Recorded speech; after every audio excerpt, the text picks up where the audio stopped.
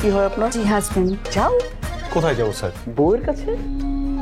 ছোট পর্দার অনেক জনপ্রিয় অভিনেত্রী মেহজাবিন চৌধুরী, যিনি তার সহজ সাবলীল অভিনয় ও সৌন্দর্যে দর্শকদের মাতিয়ে রেখেছেন।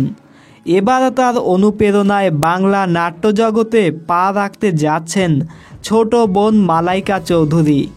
দুই বোনের চেহারার মধ্যে অনেক মিল পাওয়া যায় এবং সৌন্দর্য মাশাআল্লাহ কোনো অংশেই কম নয়। এই শিল্পী অভিনয় জগতে আসার কারণ হিসেবে কি বলেন শুনলে আপনিও চমকে যাবেন।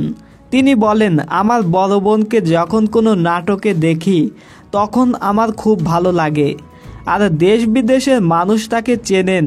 এ বিষয়টা আমাকে ইন্সপায়ার করে। স্যার আজকে আমার পড়ার মুড নাই। পড়ার মুড নাই? না। অভিনয়ের মাধ্যমে একটা চরিত্রের মনের ভাব প্রকাশ করা অনেক জটিল ব্যাপার, তবে দর্শকের ভালোবাসা পেলে আশা করি নিজেকে সেইভাবে গঠন করতে পারব, এমনটাই প্রত্যাশা করেন এই অভিনেত্রী।